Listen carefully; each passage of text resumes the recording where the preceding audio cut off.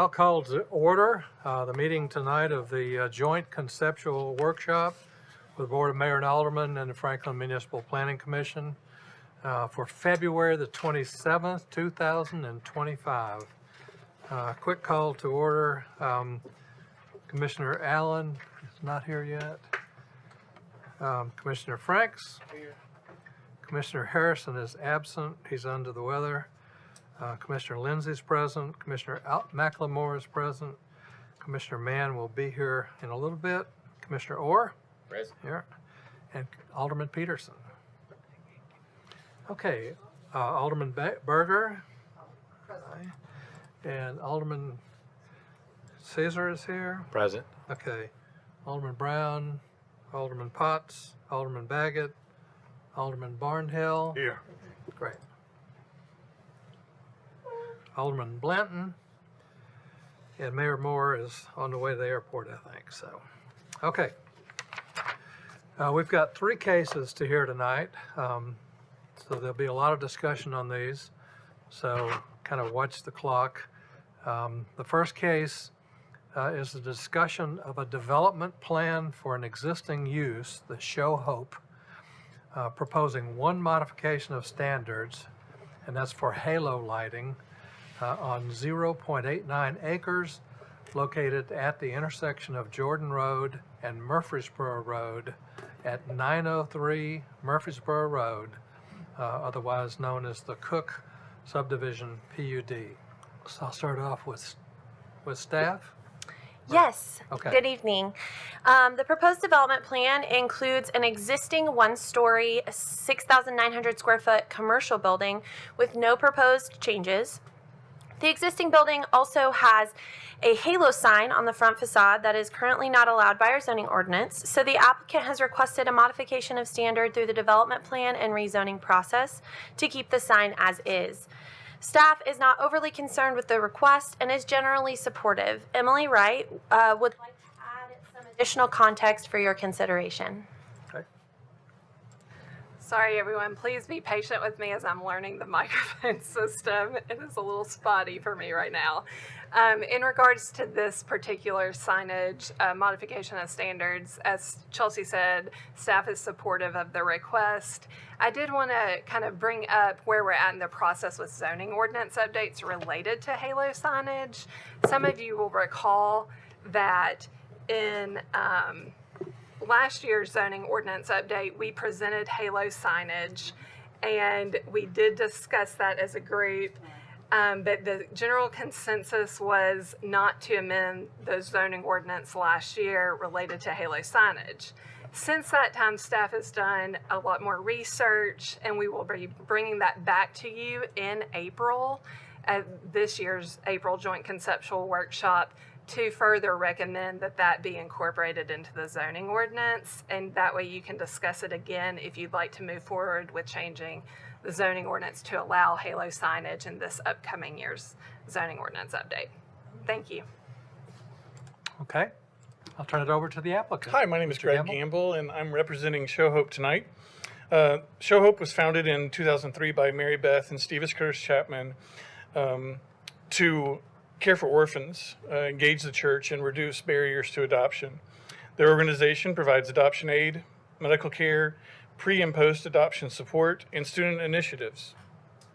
The property is currently zoned general office, and we're requesting a rezoning with this application to planned district. This is the sign that's on the building today. Other than the halo lighting, it conforms to the zoning ordinance in terms of square footage, location. The sign is in compliance. The only thing that's not in compliance is the halo lighting. The halo lighting in this modification of standards request would be only white. You couldn't change colors and be low lighting. So we wanted to show you the sign in the daytime and also show you the sign at night as well. Okay. Anything else? Okay. Alderman Berger? Thank you. This is in my ward, and they first got a hold of me to talk about this. So this was put up, they thought they were doing the right thing, and then they found out they had a problem, but then we are found out that we are changing our zoning ordinances to allow this. So this is why they're before you. I went by there at night and everything, and they have an adjustment on it too, where they can lower the lighting and dim it a little further down if need be, so they can adjust it. Sometimes they have fundraising functions there and everything at night. That's why they like to have it on. There are no residential areas that would be shining into anyone's window or even any residential. So it's all commercial along that area. It's right down from the fire station there on 96. So I don't think there's anything else I can say about it. And so it certainly has my approval. Thank you. Okay, thank you. Any planning commissioners? Other aldermen? Any comments? Okay. Seeing none. Thank you. Thank you, Mr. Gamble.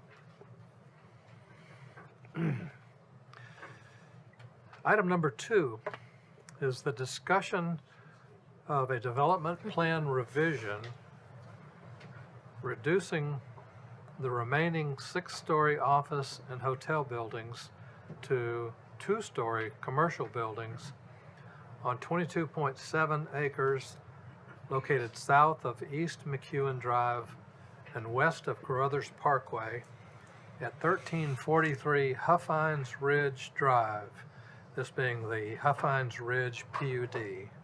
So we'll start with staff presentation. Thank you. The proposed revision is to reduce the height of the commercial and office uses from 6-story to 3-story maximum, to reduce the commercial square footage by approximately 100,000 square feet, and to remove hotel as a use. Staff is supportive of the proposed revision, and the proposed changes to the development plan trigger only an FMPC level review. Thank you. Okay. Mr. Gamble? Hi, I'm representing GCI, Goldberg Company, owner of the Huffines Ridge PUD development. The development's located between Huffines Ridge Road and Carruthers Parkway, just north of Carruthers Crossing. The current zoning on the property is planned district, and Envision Franklin identifies this property in the regional commerce policy with a 6-story height potential. The residential portion of the property is completed, and the John Henry Carruthers house is almost fully renovated. The bike trails are completed and are used quite a bit by bikers and hikers. This development revision contemplates this area highlighted along the frontage of Carruthers Parkway. The current entitlement for this area includes a 6-story office building with 150,000 square feet and a 6-story hotel with 170 keys. These are illustrations that were included with the previous development plan that showed the massing and scale of the current entitlement. Goldberg is proposing in this development plan revision to construct 3 buildings, all of which are 2 stories in height, with a total of 47,000 square feet of commercial. These uses would include restaurants, retail, office, personal service, and the like. The new plan has the buildings pulled up to the street, parking in the rear, screened from view by additional landscaping. The buildings will have pedestrian connections to the sidewalk, plaza space out in front, and landscaping to screen the parking located in the rear. I'm happy to answer any questions you may have. Okay, thank you. Comments? Alderman Caesar? Thank you. Thanks, Greg, for coming and sharing this. I'm curious on, what is this, slide number 8. It shows dwelling units of 424 above commercial stores. Is it going to be live above? No, the 424 are already constructed and they're occupied today, and residents are living in the building. Got it. Thank you. No, these are planned to just be 2-story commercial buildings. Okay. Thank you. Alderman Berger? So on slide number 9, is that basically a rendering of what we will see? Yes, that's the style architecture that we're looking at for Okay. these buildings. I just want to go on record to say design needs to really come up in this area, Okay. because design on the east side of 65 has been really lacking lately, and I don't think we've been paying enough attention to it. People say we drive on the west side of town and we look at design and wow, this is really nice stuff going up. And they go, is the east side not having companies put in the work on design? And I couldn't agree with them more. And my constituents have asked me over and over if I could speak to that. So I'm speaking to it tonight, that we all pay attention to better design on some of these newer buildings. I think we can do a heck of a lot better than we've been doing. And I certainly could point out some to you that have not been done well in my ward.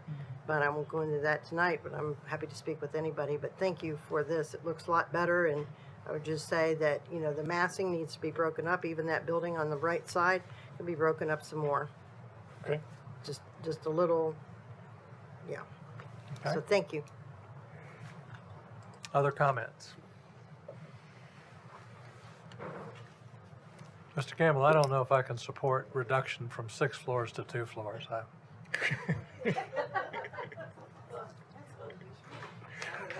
We're normally asking to go the other direction, aren't we? I'm just kidding with you. Okay, any other comments on this one? Yeah. Michael Orr. I noticed that you've moved the parking and what you're proposing now to between Carruthers and the building. And I'd say I like that. 'Cause it So keep- the it keeps previous master plan had parking between Crothers and the building. We've moved it all now to the Orium side. Okay.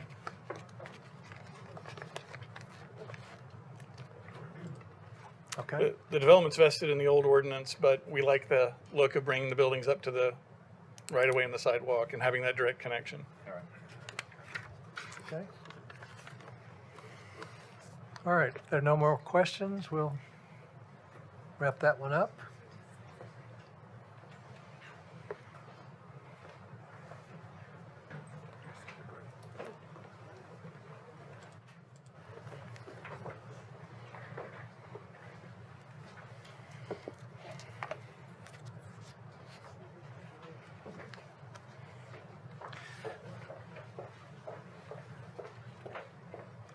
Okay, item number 3 is for discussion of a non-contiguous annexation and associated development plan proposing 242 dwelling units, 27,000 square feet of non-residential uses, and 80 hotel keys on 311 acres located in the southwest area of the urban growth boundary, north of Coleman Road and west of Columbia Avenue at 1247 Hillview Lane, otherwise known as the Harlan PUD. So we'll start with staff presentation. Joey? Yes, thank you. The Harlan PUD is a new mixed-use development consisting of a mix of housing types, a hotel, and non-residential uses in an area that comprises over 300 acres. Because this parcel is located in the county, it does require a plan of services, annexation, rezoning, and development plan. This is the first major project in the new village green design concept that prioritizes the natural landscape and requires a minimum of 70% open space. The PUD limits are non-contiguous to city limits, so it does require an interlocal agreement with Williamson County, and that agreement is still in process. The proposed plan includes a list of modification of engineering standards and modifications of standards from the zoning ordinance. Staff overall is supportive of the engineering modifications. I have provided you a Cliff's Notes version of the modification of standards from the zoning ordinance. So those highlighted in green, and if you don't have one, there may be one next to you. It looks like this. Those highlighted in green, staff is supportive of. Some of them do require some additional clarification language.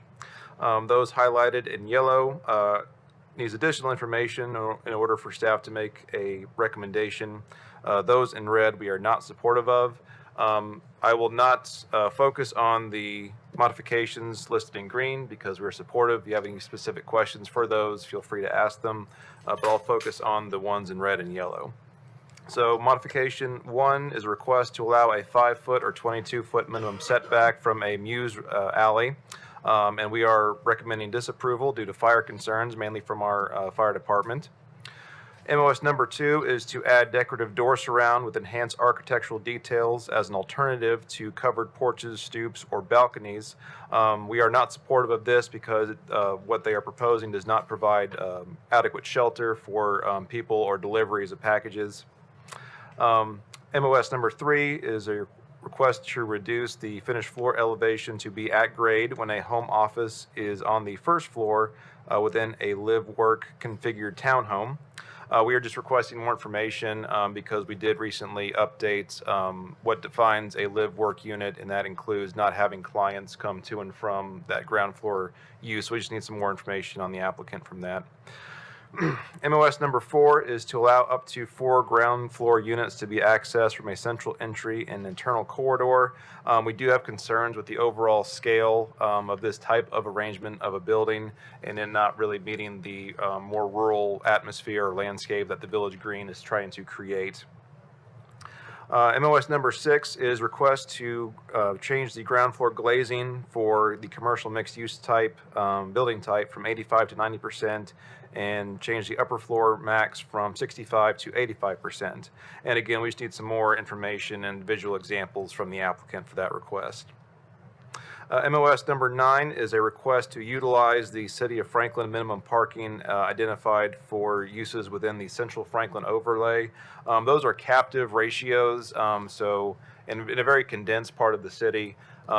So it's pretty much accepted that if someone coming downtown might go to restaurant and retail.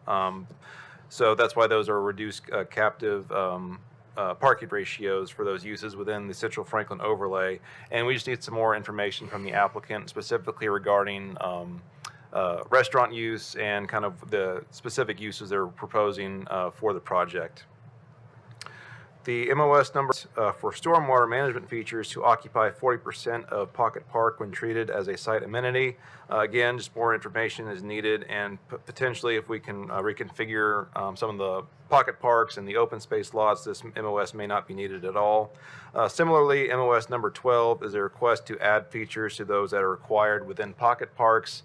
Those that have been requested to be added, we feel kind of meet the criteria or are under the umbrella of other features that are already required or acceptable within the pocket park. So that one may be not have to go proceed forward as well. So again, happy to answer any questions on those. In reviewing the required traffic impact analysis, some issues did arise from that analysis, and for more specific information on that, I'll turn it over to Jimmy Wiseman. Thanks, Joey. Y'all hear me okay? Yeah. And I'm sure the design team will go over these improvements, but several improvements were recommended in the traffic impact analysis up at Columbia and McHatcher and Coleman Road, and over at Columbia Avenue, Coleman Road, and Henpeck Lane. Henpeck and Columbia are projects 77 and 79 in our major thoroughfare plan.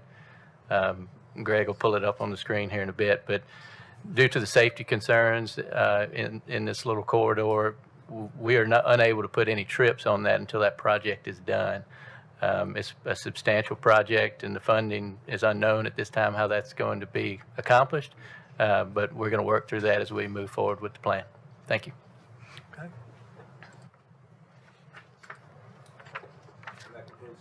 That's okay. All right. So I'll turn it over to, is there someone here representing the applicant for this? Good evening. My name is Adam Ballish with Boyle Investment Company, and I have some consultants here, Greg Gamble and Ryan McMaster. Appreciate the opportunity to speak to you all this evening. We've got a lot of material that we want to cover and hopefully provide a lot of time to answer questions as well. So I'll try to keep my introduction brief. But we could not first be more appreciative of the time that we've spent working with staff, and appreciate the introductions, gentlemen, on this matter. But we could also not be more excited to talk to you about this project and the opportunity to develop something in the city of Franklin under the new guidelines of Village Green. And I think it's a really unique opportunity, and applaud the city for continuing to promote that opportunity within Envision Franklin. just a real quick brief introduction to the farm. I'm sure most of y'all or many of y'all know the Harlan family, but the Harlan farm sits at the end of Hillview Lane. It's a little over 300 acres and was originally home. There's a stream through there called Polk Creek. The farm was originally home to the paternal grandfather of the United States President James K. Polk, and was first acquired by a land grant in the 1820s by Ezekiel Polk. So it's pretty interesting to see how far back this farm in history goes. There's a small cemetery that we'll be preserving that has very notable family names like the Campbells and Kreitzes and Hafners and other names that have been floated around Franklin for a long time. But for the last 70 years, the Harlans have called this property home, and was purchased by Tom Harlan, who was one of the partners in Harlansdale Farm across from the factory. And much like Tom and his brother in the effort that they made to sell Harlansdale Farm to the city and work on preservation, the current Harlan family is very excited about the opportunity to bring forward a Village Green project and try to preserve 70% open space on this project. The farm, until about 20 years ago, was a dairy farm. They grew to a point in size where they had over 400 heads of cattle on that farm and were sending out numerous commercial vehicles and tanker trucks each day. They were the main supplier for Purity Dairy in Nashville. And for the milk that Purity Dairy did not want, they shipped it to Florida, and the return tanker trucks were filled with orange juice and brought fresh orange juice back to Nashville for Purity to sell. So pretty ingenious in that regard. But what really caused some of the demise of the farming was their lack of food supply. And apologize, guys, I keep feeling like I need to lean over because of this column over here. So if I'm not making good eye contact, I apologize. But at the peak of the farm, to feed the 400 plus cattle, the Harlans leased farmland from what is now Target to what is now Taco Bell. So if you can envision that for a moment, that was all planted with alfalfa and different feed for the cattle to support their dairy business. Slowly but surely, that turned away from pasture and feed for the cattle. And because of the lack of proximity to food, the Harlans quit farming the farm and the dairy business that was their livelihood there. And so it's very interesting to think back over the several decades since that quit and the time period that changed, and to think about what Village Green could have meant to the Columbia Avenue corridor from a preservation and growth standpoint, 30, 40, 50 years ago. And so the last thing that I'll leave you all with before Greg comes up and talks in more detail was, we thought really interesting. We thought you all would enjoy this. This is a Southern Living magazine from June 1974. And it's not here to talk about the golfer on the front, but inside this article, and we're happy to email this and share this to you all, is an article, like I said, from June of 1974, and the title is Franklin, Facing the Future and Remembering the Past. And if you flip through this article, there are photos of several properties that have been recently discussed in great deal. One on Franklin Road, one on Del Rio Pike, or Boyd Mill, I'm sorry, as well as others. But the article ends in what we thought was a very poignant point. And it says, perhaps the best answer lies in somewhere in between controlled growth and residential, commercial, and industrial areas with special attention to the quality and character of the new developments. This way, the Franklin of the future will retain the charm and graciousness of the Franklin of the past. This is from 50 years ago, and we thought it was so on point with what some of the zoning ordinance and Envision Franklin is setting up now with the opportunities to bring projects forward like Harlan. And with that, Greg will talk to you in more detail. Thank you. Thank you, Adam. That magazine's actually 1 month before I was born. I have a lot to cover. I'll move very quickly. At the very beginning, the onset of the master plan process, Boyle established goals for the master plan. Goals to celebrate authenticity of the rural setting. Goals for sophisticated country homes, neighborhood amenities and experiences within a short walk from homes, and a design that appears to have grown over time. The master plan is about creating a place that is authentic, respectful of rural character of Middle Tennessee, and respectful of the preservation of land that has been so important to the legacy of the Harlan family.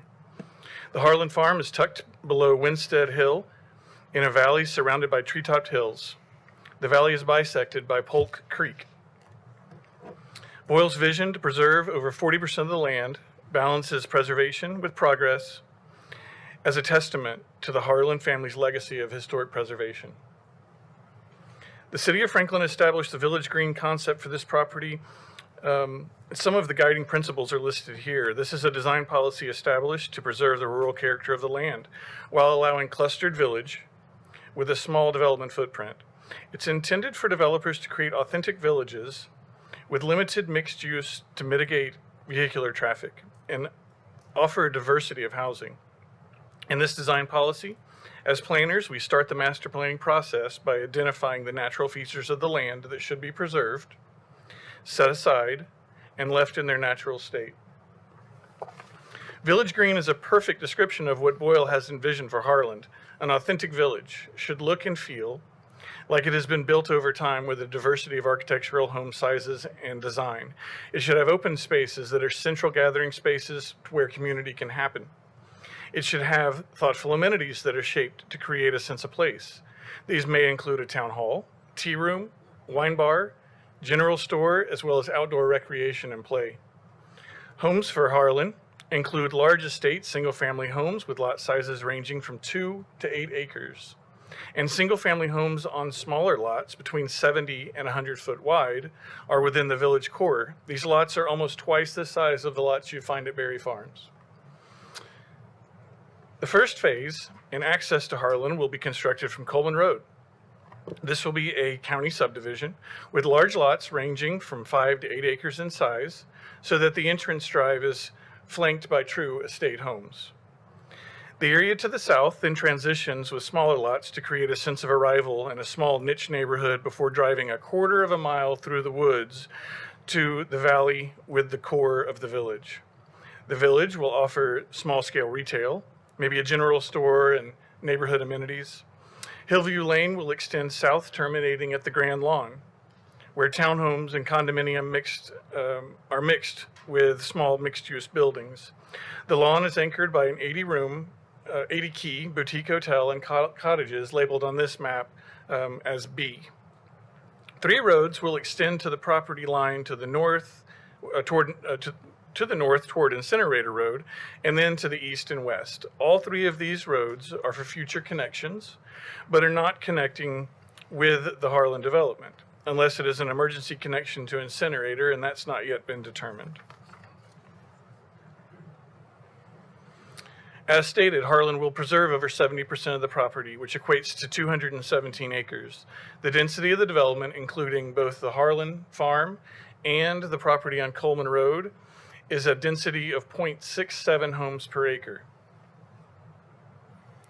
Nature trails are planned to wind through the trees, over the ridge tops, and back to the sidewalks. Sidewalks are planned along the roads to provide pedestrian connections throughout the plan.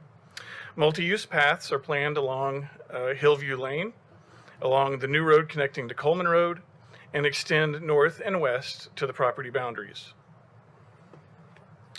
The areas planned for annexation into the city of Franklin include portions of Hillview Lane, the Harlan Farm, and portions of Coleman Road. The right-of-way for the new road connecting Harlan to Coleman Road is planned to be constructed to city standards, and the right-of-way to be deeded to the city.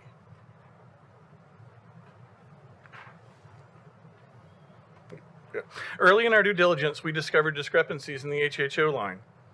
Because this area along the southern boundary of the property was not previously in the city of Franklin's urban growth boundary, so it couldn't have been planned with the HHO policy.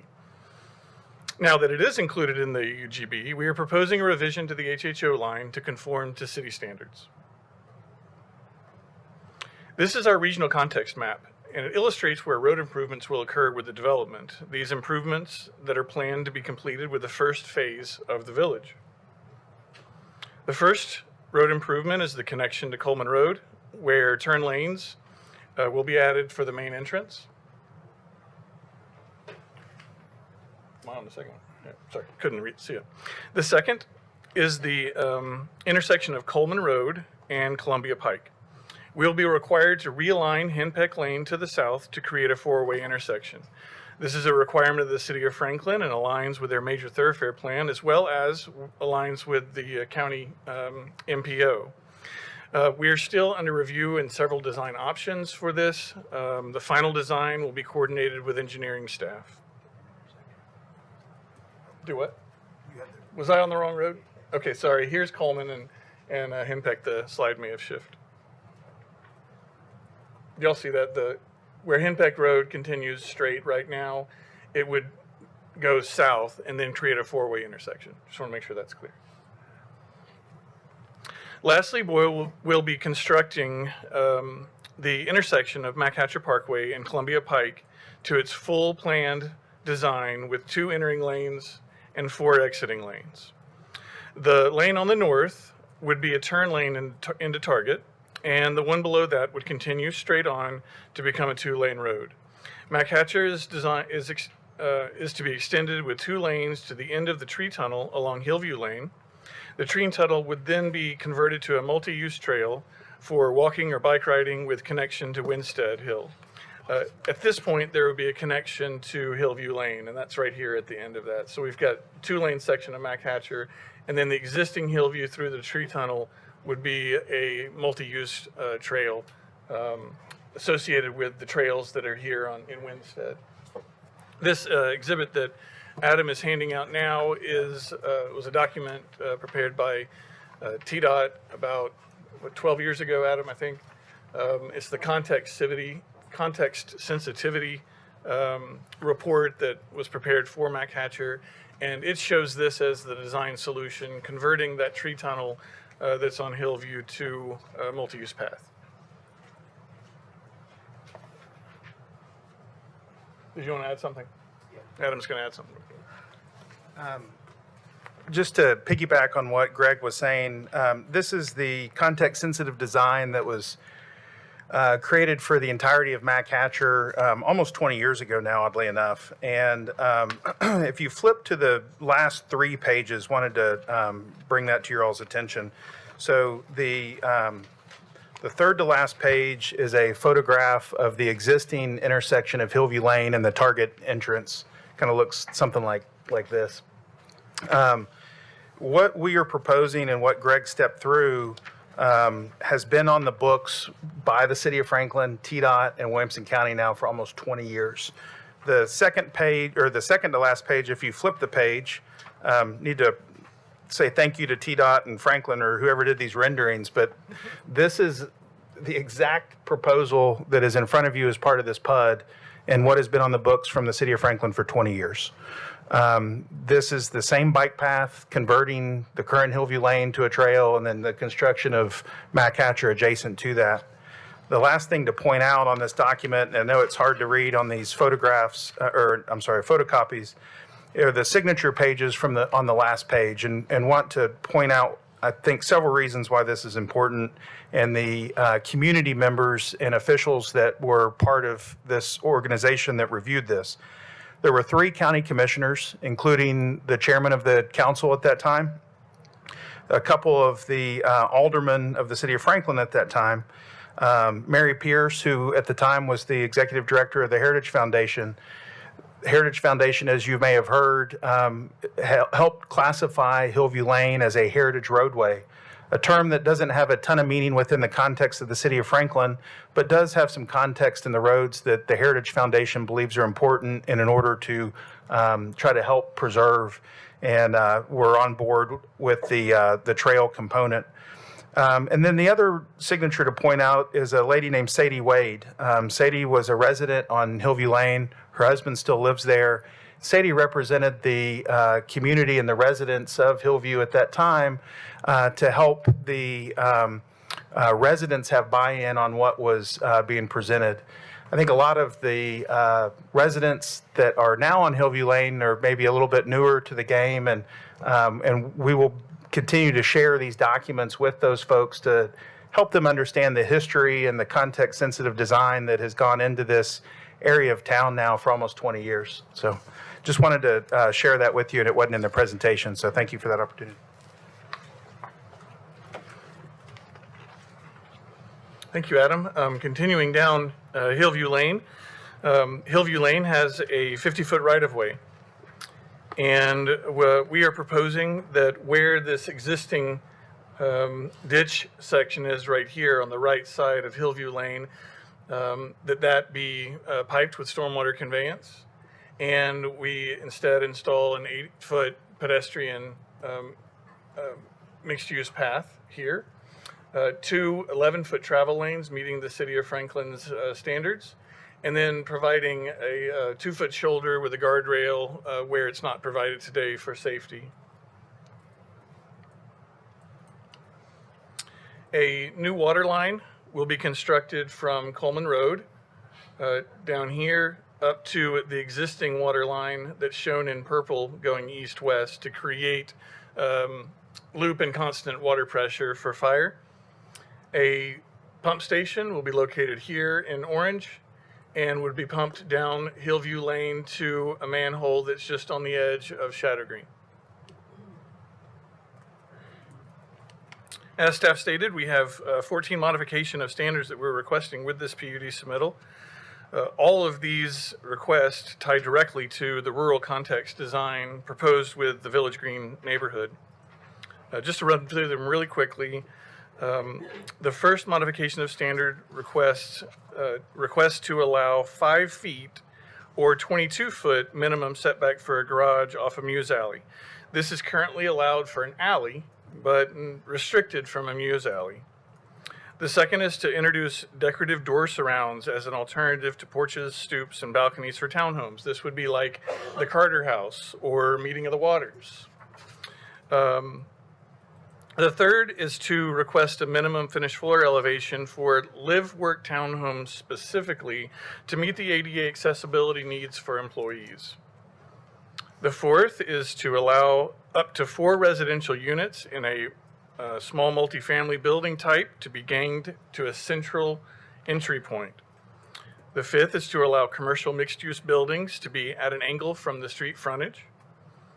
The sixth modification of standards is a request increasing the maximum glazing on a commercial mixed-use building to 90% on the ground floor and 85% on upper floors. They're requesting to add more windows than what the zoning ordinance permits currently. The section of standards is to request the removal of transom window requirement above storefront display windows. The eighth modification of standards is to allow for the use of singular rural path on one side of the road and a sidewalk on the opposite side. The ninth modification is to request using the Central Franklin overlay parking standards for the village. So they're a little bit reduced from suburban parking standards because it contemplates the mixture of uses and that you're going to have residents walking within that area. So the 10th modification of standards requests to establish a minimum parking standard of 2 off-street parking spaces per residential unit for small-scale multifamily buildings. So a 4-unit building would be required to have 8 off-street parking spaces. The 11th modification of standards is to use up to 40% of a pocket park for stormwater management.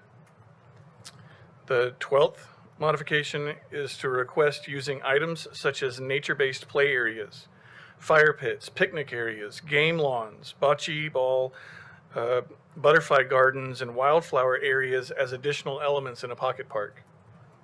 So a lot of the pocket park elements that are required are more suburban or urban in character. We want to introduce the idea of having some rural components to that. The 13th modification is the use of irregularly shaped signs. And the 14th is a request to use parapets and flat roofs for townhomes. Currently, all townhomes must have gabled roofs, so we're looking for that option. The architectural character of homes within Harlan is intended to include time-tested, authentic Tennessee vernacular styles with high style of detailing and welcoming street fronts. Within the village, the commercial and mixed-use buildings embrace the street, open spaces and sidewalks with inviting storefronts and outdoor dining. Open spaces and community buildings are essential to creating place and creating community. These are planned in prominent locations and invite neighbors to come and gather together. Recreation is at the core of the culture of Harlan community, and opportunities to get outside and be a part of the activities will be abundant. The Harlan Farm area consists of 242 homes on 311 acres. The entire master plan is approximately 366 acres with 250 homes, with a density of 0.67 homes per acre. It has 27,000 square feet of neighborhood commercial uses and an 80-room boutique hotel. For comparison, the main street at Berry Farms, just from Tito's to Witt's, is 40,000 square feet in 4 buildings. So helps kind of put that into a little bit of perspective on what we're talking about when we say 27,000 square feet. This is a snapshot of downtown Franklin, and this rectangle is superimposed over the Harlan community, this orange rectangle. So it's the same size so that you kind of get a sense of scale and what we're talking about. The same scale is shown here for West Haven, Berry Farms, and Leapers Fork. This is the proposed Harlan community in relationship to West Haven on the right and Leapers Fork on the left. We're kind of that sister community right in the middle between the two. Larger lots than West Haven, less dense than West Haven, but you can see the relationship here to Leapers Fork as well. The Village Green concept and Envision Franklin truly allows for creative placemaking opportunities in a very unique way that results in the significant preservation of land that otherwise would be handled in a different way. The Harlan Master Plan achieves the goals of Village Green, and we're excited that the City of Franklin has made this a unique place a possibility. We're happy to answer any questions that you may have. Great, thank you. All right. Comments, questions?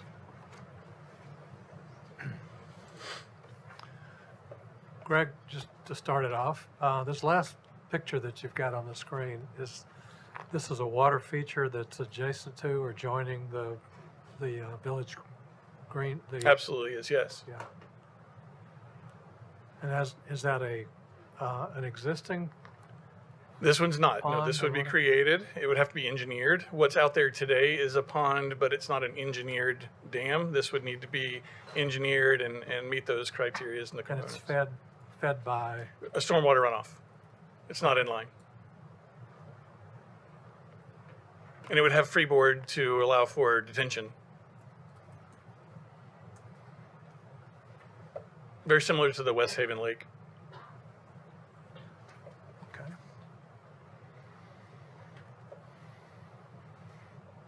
Okay, Hillview Lane, how will it, you know, when you talk about it's gonna be multi-use, what does that entail?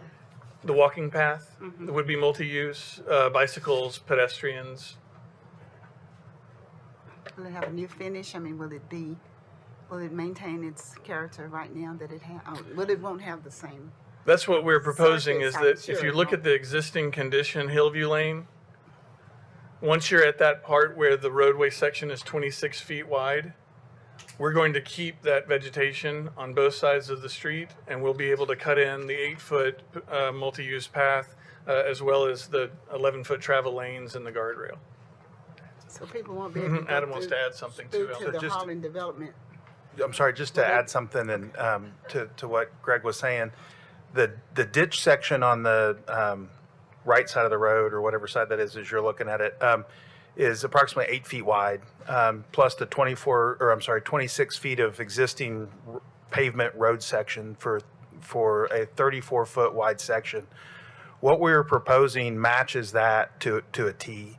One of the modifications of engineering standards that I believe Joey referred to earlier is that we are working with the city staff to allow for this more rural road section, if you will, with the goal, Alma, of keeping all of the tree canopy intact as much as we can through that section. So this would be in place from this road section would be in place from Mac Hatcher all the way into the center of the farm, if that makes sense, and replace, or not replace, but tie into Hillview Lane once you get past the tree tunnel area, and we're just kind of affectionately calling that the tree tunnel in the area adjacent to Tractor Supply that is parallel to Mac Hatcher. So hopefully that helps answer your question.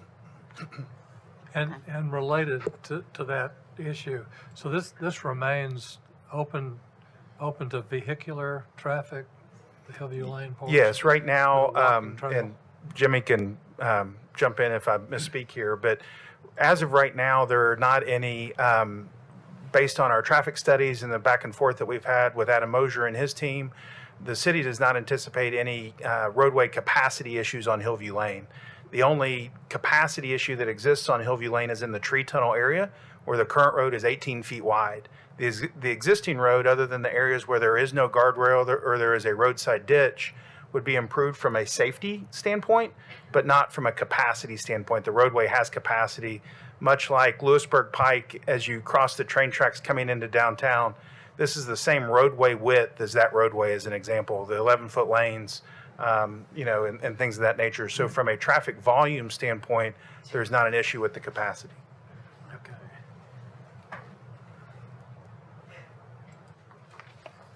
All right, other questions, comments? Did you consider extending Henpeck straight and bridging over the railroad tracks to get rid of that at-grade crossing? There was originally, from what we understand in talking to the county, that was the original proposal from the county that was on the MPO. That's not what is on the city's major thoroughfare plan. So right now we've been working with the city to kind of match what is in your all's plans. There are a few additional design options that we've looked at that involve dual signals and things of that nature as well, in order to make this intersection as safe as possible. So we're open to discussions there. Like I said, this one was based on what's in the current approved Connect Franklin documents. Okay.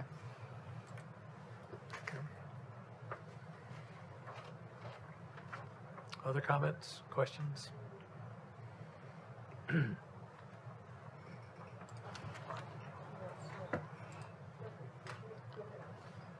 Alderman Potts.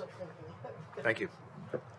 I was wondering if we could go back, I think it's one slide prior, might be two. It's the intersection for Columbia Pike and Mac Hatcher. And I had been capturing a couple of notes as we were going through this. Could you talk a little bit more about the improvements that are planned to be made right now? Yeah, sure. In the first phase of the development, the intersection of Mac Hatcher and Columbia on the Target side would be designed and constructed to its full design widths. So you have 2 lanes coming in, going westbound. You have 2 lanes exiting, going eastbound. And then there will be a right turn lane from Mac Hatcher onto Columbia. And then there will be a left turn lane going northbound onto Columbia. So you actually have 4 lanes coming out at the intersection.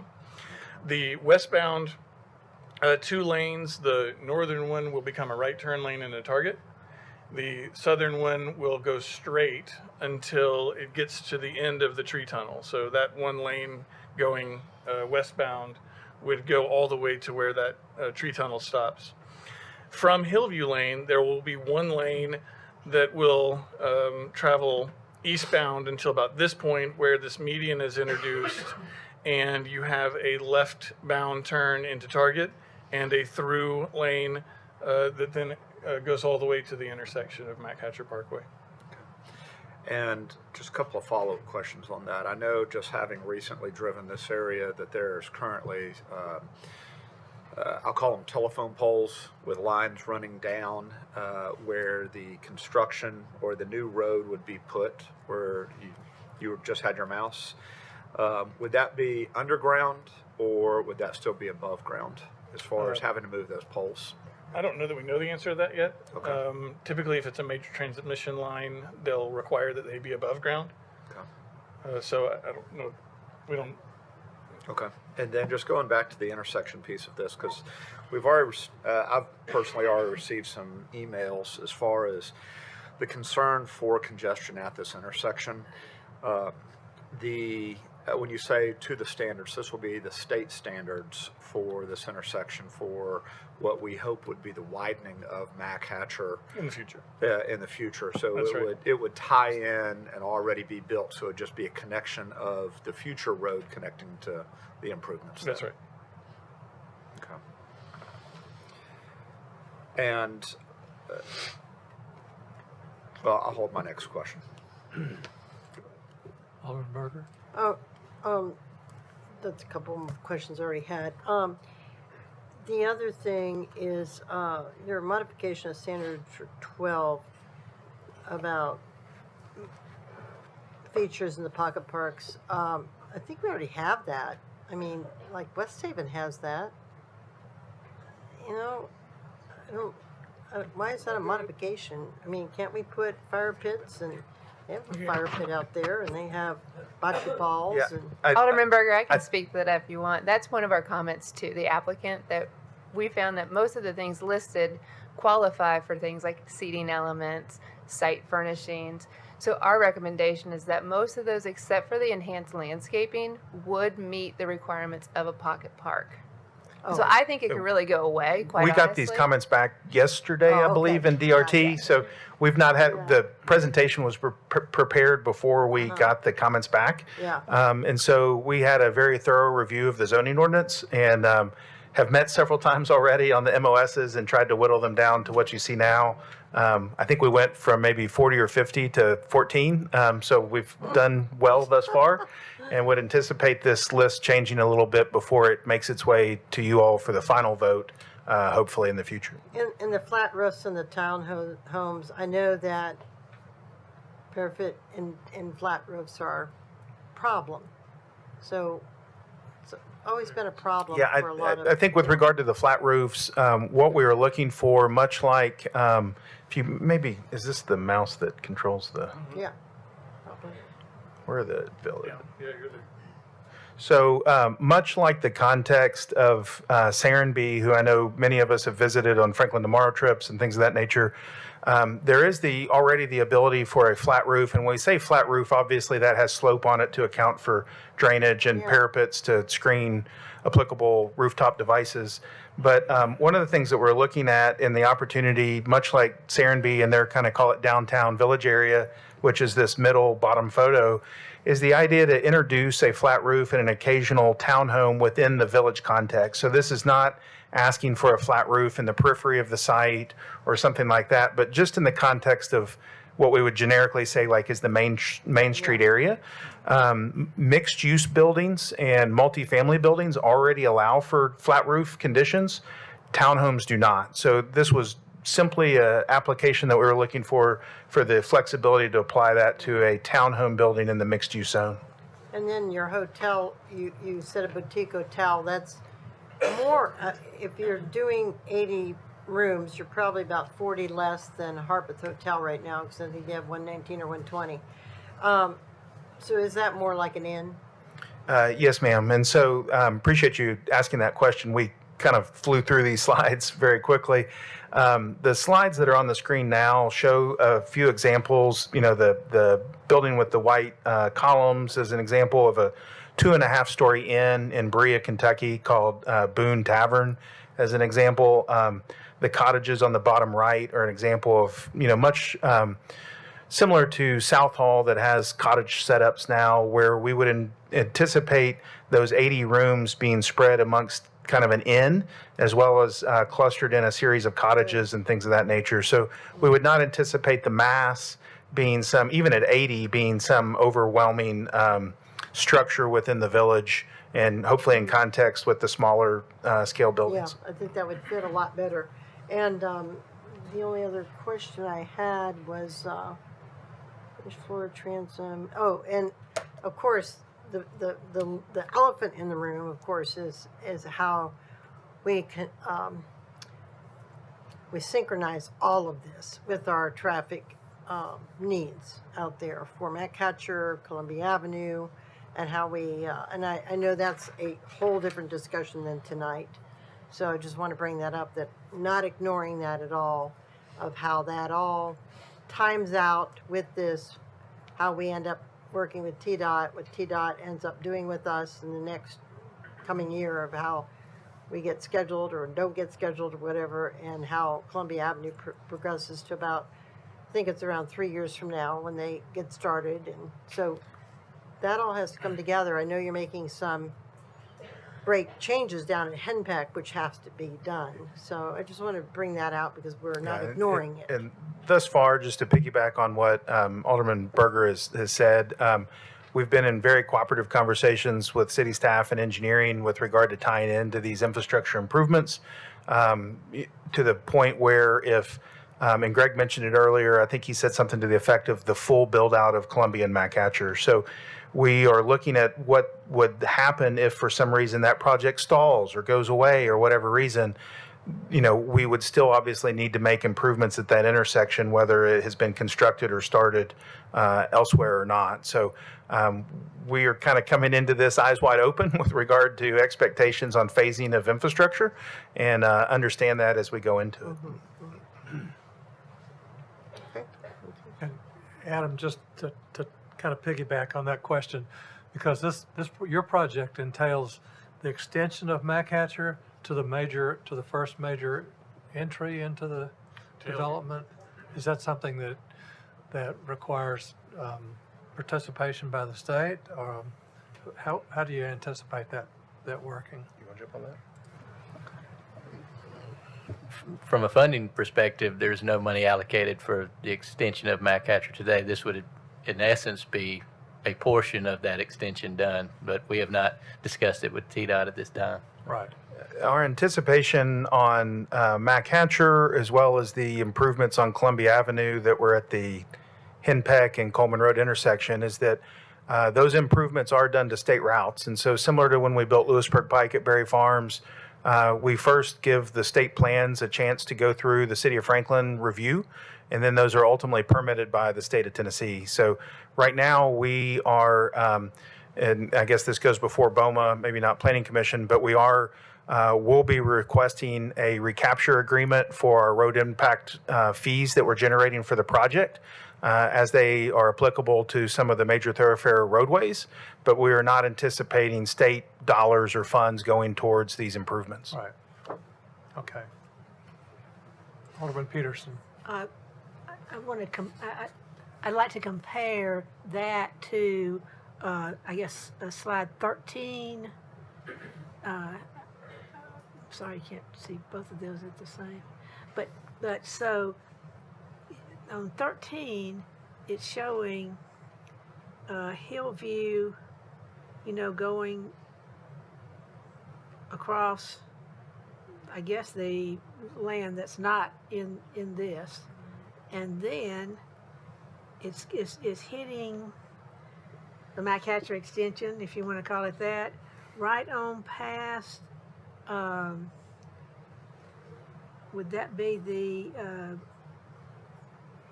buildings there that kind of look like they're white? I don't know if you can see my mouse or not, but that it would be Target. Yes, ma'am. So the Machatcher extension, the right-of-way has been preserved through various previous projects, the Target Center, as well as other projects to the west of that. So we would work with the ownership of the Target facility to acquire the right-of-way to construct the Machatcher extension adjacent to the Target. And then right now, where the Hillview Lane, kind of call it yellow line, ties into Machatcher, that is following the existing Hillview Lane alignment. We're not proposing to realign Hillview Lane other than Machatcher. And so maybe this is a little bit mislabeled. The Hillview Lane improvements, we should probably call that out as Machatcher in the area adjacent to Target. That's not us expanding Hillview Lane in that area.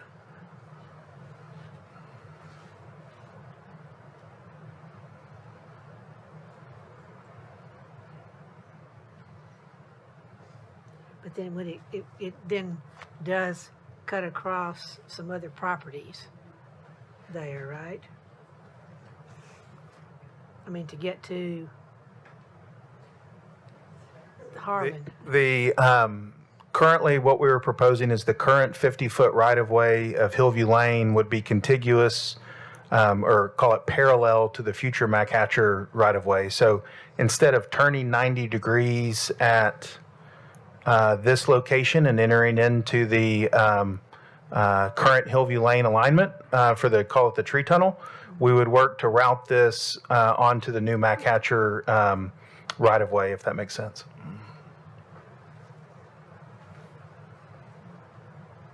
Well, how would, if you go back to 13 again, okay, now show that, show what you're talking about, but with the, So this intersection at this kind of call it 90-degree bend is the same this portion is really MacHatcher, not Hillview Lane. And then from here south or west is the existing Hillview Lane alignment.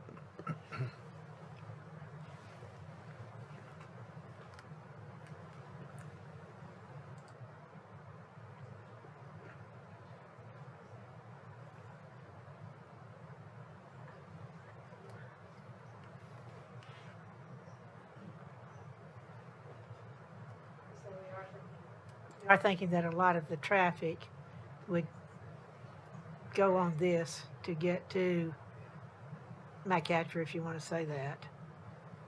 And it would go through the current Hillview Lane. I think if you wanted to get to downtown Franklin, you would use Hillview. If you wanted to go north in the city of Franklin, you would probably use MacHatcher. If you're going out to I-65, you're going to drive down to Coleman and drive across Henpeck and go to Berry Farms.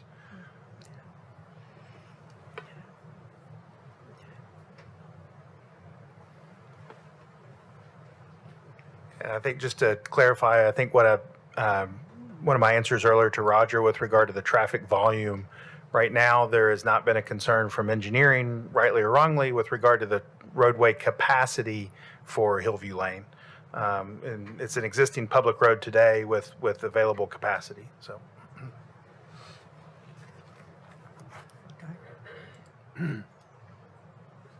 Alderman Potts. Thank you, Mr. Chair. And Mr. Balish, since you mentioned capacity, since this will be all the directions that you just referenced head into Ward 3, so I've got to speak on behalf of that. I know that residents in Ward 3 are concerned about the capacity, and I know that the city is currently, and Mayor Moore and City Administrator Stuckey and city staff have been meeting with TDOT. I believe it's going to be in maybe the April-May timeframe. We may get an update from TDOT on where we may stand regarding MacHatcher, whether it be whatever the plan might be that they're going to be bringing to us. But there are concerns right now about this development regarding if it, and I know they don't have to take the route that that Mr. Gamble referenced as far as getting down Henpeck to Berry Farms to get on to 65 at Goose Creek or to go up to 96. But we know that there's backup right there. And so that state project and state partnership is of strong interest right now in our area. Okay. Other questions? Alderman Caesar? So I appreciate the discussion here is about design and the concept, and we obviously, it sounds like from Alderman Berger's comments and Alderman Peterson's comments and Alderman Potts' comments that the board of Mayor and Alderman recognizes that transportation to and from this property is going to be a barrier that we have to overcome, and we'll cover that. I see Jimmy nodding. Right now the road has capacity, but if you put 240 units upstream, maybe it's a different discussion. And I know we haven't completed a formal traffic study, and that will become part of the process as this evolves. And we appreciate that. I think it's important for for the public who's here to recognize, because many have asked the question, why hasn't the traffic study been done and why hasn't it been publicized, and isn't this a critical piece? That will come in time. And I want people to be confident that that will come in time. I like the design that you put in front of us tonight, and I think it's really exciting and it's interesting. And however, that transportation issue is an enormous weight that I think the board will have to decide in the future. Specifically about what we're here to talk about tonight, though, I do have a question about memorandum, about MOS number 6. And I'm curious as it pertains to the really cool design that I saw, which, I mean, these houses are beautiful. I hope one day that my kids can afford them.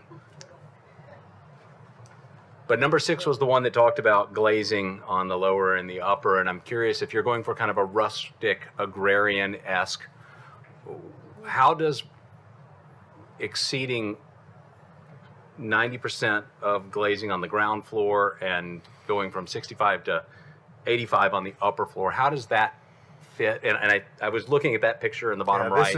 This is why that picture was on the slide. So that's a great question, Alderman Caesar.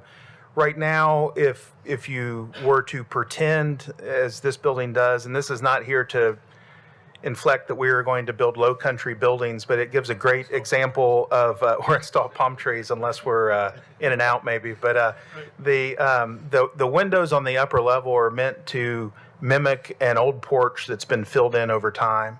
And with the limited glazing limitations of 65% as an example, you wouldn't be able to build that in that context with that window arrangement on that second floor. Much like Alderman Berger said, and Amy commented on the other MOS with regard to the parks, we may have some agreement with staff to not bump from 85 to 90% in a infinitesimal amount on the first floor, but we do believe that there's some opportunities on the upper floors to create some unique design like what's shown in this photo, and that's why we're asking for it. Obviously, it's not a project killer or deal killer, but we think it does invite some interesting design and great alternatives. Nor would you do it everywhere. That's right. As Greg said, this is not something that we are promoting on every instance. Yeah, I appreciate that, because as I was looking at the design, it seemed to be disconnected there. And then I would just finish with saying that as this continues to evolve and go through, I've certainly heard very loudly and clearly about the concerns of traffic. And I ask that, and I know our city staff is working hard with TDOT, but it's going to be really, really tough for me to support a project like this if we don't have an agreed upon timeline for expansions of critical structures that are right next to this. And we'll discuss that in a different setting, but I think it needs to go on the record tonight. Thank you, guys. Other questions, comments?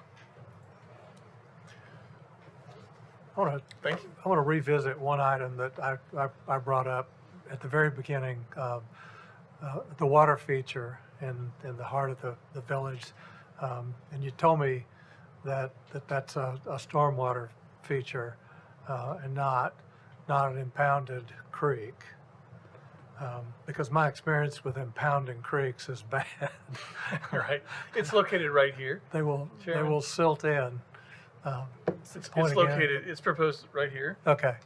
And as of right now, probably because of your Sage experience, I don't believe inline detention is allowed within the city of Franklin.